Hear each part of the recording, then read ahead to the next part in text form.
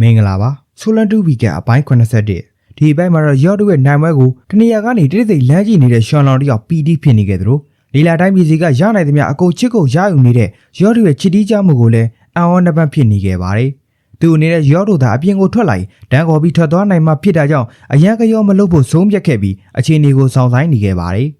်တစ်ဖက်မှာတော့တိုလောင်ကန်းလေးကိုဝင်ရောက်စစ်ဆေးနေတဲ့ရှီကော်ကျုံးတယောက်အဘိုးနဲ့ရှားပါတက်တူအမြောင်များပျောက်ဆုံးနေတယ်ဆိုတာကိုမြင်ခဲ့လိုက်ရပြီးသူတင်းတီးထားတဲ့လက်နက်တွေပါအကုန်ပါသွားပြီးအထင်နဲ့လှုပ်အခန်းထဲကိုကမန်းကရန်းနဲ့ဝင်ရောက်သွားခဲ့ပါတယ်။မြောက်ဝင်ကြီးပြိုင်ပွဲကွန်ဖတ်မှာတော့ရဲရည်လျာသူဖန်တီးထားတဲ့နီလာနှက်ကိုအနိုင်ရရှိသူ Grand Finalist ရော့စီကိုပေးရခဲ့ပြီးနောက်နေ့တွေကျရင်နီလာနှက်ရဲ့အရေးကြီးအသုံးပြုမှုတွေအကြောင်းကိုမျှဝေပေးချင်တာကြောင့်တီးတန်တွေ့ဆုံလို့ကြောင်းတီတိုပြောနေခဲ့ပြီးတော့သူဟာတကယ်တော့ရော့ကိုအပြည့်ရှင်းပြစ်မလို့ကြံနေခဲ့တာပဲဖြစ်ပါတယ်။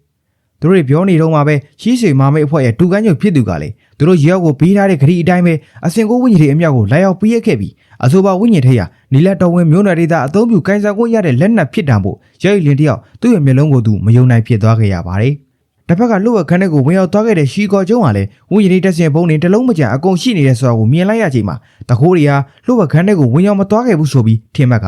နှဲငယ်စေးရေးသွားခဲ့ပါတယ်။သူစေးလေးဖြစ်နေချိန်ဟာ9စက္ကန့်တော့မကြာမီခဲ့ပဲဝိညာဉ်တွေတက်စင်ဘုံတွေအပေါ်မှာရော့တို့တက်စင်ထားခဲ့တဲ့ဝိညာဉ်တွေချိန်ငယ်ဘုံတွေကိုမြင်တွေ့လိုက်ရပါတယ်။သူမြင်လိုက်ရချိန်မှာအရာအလုံးကနောက်ကျသွားခဲ့ပြီးချိန်ငယ်ဘုံတွေစတင်ပေါက်ကွဲလာခဲ့တာကြောင့်ပေါက်ကွဲမှုအရှိန်နဲ့အတူသူပါတခါတည်းหนีကုန်းချုပ်သွားခဲ့ရပါတယ်။ပေါက်ကွဲမှုကဒီလောက်နဲ့ရက်တက်မသွားသေးပဲအပြတ်ဆွမ်းအားမြင့်ဝိညာဉ်တွေတက်စင်ဘုံတွေရဲ့ပေါက်ကွဲမှုပါပူပေါင်းပါဝင်နေခဲ့တာကြောင့်မင်းတယ်မြို့တော်ကြီးတစ်ခုလုံးကိုတိမ့်တိမ်တုံသွားစေရပါတယ်။ရဲလင်းနဲ့ဒူကန်းကျုပ်တို့ကလည်းအပြင်မှာပြပြနေတဲ့အကြောင်းအရာတွေကိုစုံစမ်းဖို့ထွက်သွားခဲ့ကြပြီးသူတို့တွေအပြင်ကိုထွက်သွားချိန်မှာပဲရွှန်လောင်တယောက်ရော့နဲ့ချိုက်တို့ကိုလာရောက်ခေါ်ဆောင်ခဲ့ပါတယ်။အပြင်ဘက်ကထွက်ပြေးတင်းရှောင်နေကြတဲ့တူကူးစစ်တို့ကလည်းကြီးမားတဲ့ပေါက်ကွဲမှုကြီးဟာရှီလန်ခဲရဲ့လက်ချက်ပဲဆိုတာကိုသဘောပေါက်လိုက်ပြီးလူကိုအံ့အားသင့်စရာတွေကိုပဲအမြဲယူဆောင်လာပြီးတဲ့ရှီလန်ခဲဟာတကယ်ကိုထူးဆန်းတတ်တော်တွေပဲဆိုပြီးလက်တံပြောင်လာတဲ့ရှီလန်ခဲចောင်းသားတွေရဲ့ဆွမ်းဆောင်ရည်ကိုမချီးကျူးပဲမနေနိုင်ဖြစ်နေခဲ့ပါတယ်။ဒီတကမှာဖြစ်ပေါ်လာခဲ့တဲ့ပျက်စီးဆုံးရှုံးမှုဟာအတော်လေးကိုပြင်းထန်ခဲ့ပြီးဂျင်းအိုချန်နဲ့သူမီးနှစ်ယောက်တော့ပောက်ကွဲမှုနဲ့အဝိတ္တနေရာကိုရောက်နေခဲ့လို့သာ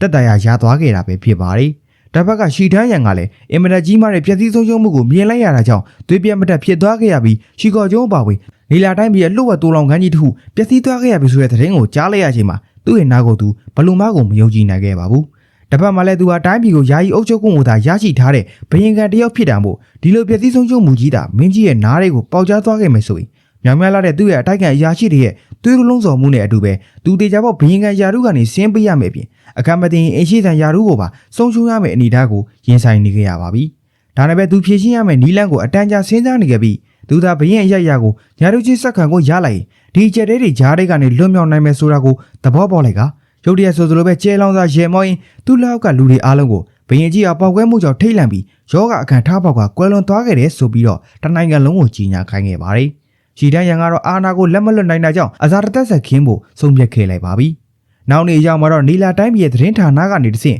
်အရင်ညကဖြစ်ပျက်ခဲ့တဲ့ပေါက်ကွဲမှုနဲ့ပတ်သက်ပြီးအပြည့်အစုံထိခိုက်တဲ့အကြောင်းကိုကြီးညာနေခဲ့က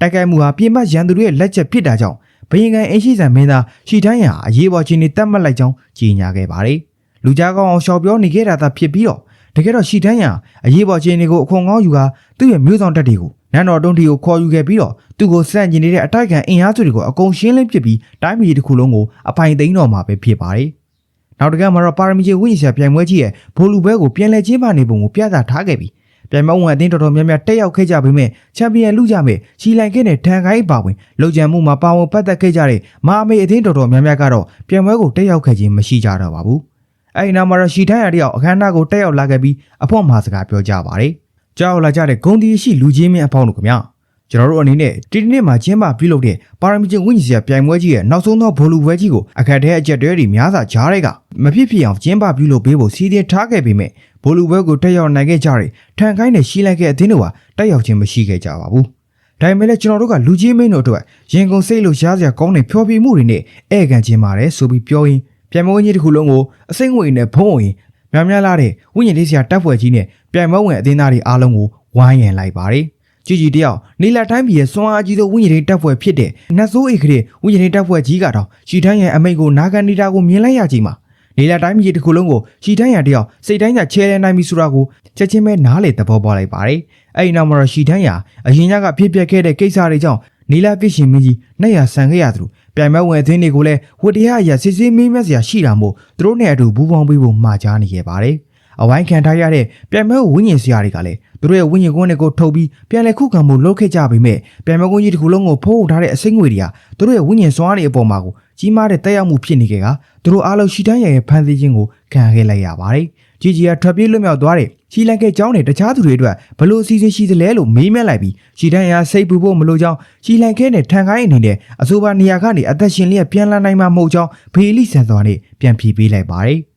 ဒီကရရှီတန်းရရော်ဒိုအနေနဲ့နီလာတိုင်းပြည်ရဲ့တားမြစ်နေရာတစ်ခုကိုမဖြစ်မနေသွားရအောင်လှည့်ခွက်သုံးထားခဲ့တာဖြစ်ပြီးဒါကြောင့်မဲ့သူဟာထွက်ပြေးသွားတဲ့ရန်သူတွေနောက်ကိုအသေးအံလှိုင်မဖမ်းခိုင်းခဲ့ပဲတခြားသောထွက်ပြေးနိုင်တဲ့နေရာတွေကိုပိတ်ထားခဲ့ပြီးတားမြစ်နေရာသို့သွားရလမ်းတစ်ခုတည်းကိုသာဖွင့်ပေးထားခဲ့တာပဲဖြစ်ပါတယ်။တစ်ဖက်မှာတော့တောအုပ်တနေရာကိုရောက်ရှိသွားတဲ့ရော်ဒိုဟာတောအုပ်နက်နက်ထဲကိုဝင်ရောက်လာလေမြို့တွေထူထပ်များပြားလာလေပြည့်နေတာကြောင့်တင်္ဂါမကင်းဖြစ်လာနေခဲ့ပြီးသတိကြီးကြီးထားနေခဲ့ကြရပါတယ်။သူတို့ဆက်လက်ခရီးဆက်ကြရင်အတော်ကြာလာတဲ့အခါမှာလမ်းပြောင်မှာဆိုးတာကြောင့်အမှတ်သားပြုထားခဲ့တဲ့အမှတ်သားတွေကိုပြန်လည်တွေ့မြင်ခဲ့ရတာကြောင့်သူတို့လမ်းပြောင်နေပြီဆိုတာကိုသဘောပေါက်လိုက်ကြသလိုလေလာတိုင်းပြည်သူတို့ကိုအတင်းကျပ်လိုက်မဖမ်းပဲလွှတ်ပေးထားရတဲ့အကြောင်းရင်းကိုလည်းနားလေလိုက်ကြပါတယ်။ရောက်ဟာမြူတွေထူထပ်သိသိစွာကြားနေတဲ့တောအုပ်ကြီးကိုသူ့ရဲ့စိတ်မျက်လုံးတိုင်းဝင်ရင်းနဲ့ထိုးပေါက်ကြည့်ပြီးလမ်းဖောက်ဖို့ကြံခဲ့ပေမဲ့ဒုတိယအကြိမ်မြောက်နှုတ်ထားတဲ့စိတ်မျက်လုံးတိုင်းဝင်ရင်ကတော့မြူတွေကိုဖောက်မြင်နိုင်စွမ်းမရှိခဲ့ပါဘူး။ဒါနဲ့ပဲရွှန်လောင်ဟာဝင်းထက်ကနေထွက်လန်းကိုရှာဖွေကြည့်ဖို့လုပ်ခဲ့ပြီးသူထွက်သားနေစဉ်မှာပဲရောက်ဟာနီလာတိုင်းပြည်ရဲ့ဒေသခံဖြစ်တဲ့ကြီးကျယ်ချန်နဲ့နာနာတို့ကိုသူတို့ရောက်နေတဲ့နေရာအကြောင်းကိုမေးမြန်းခဲ့ပေမဲ့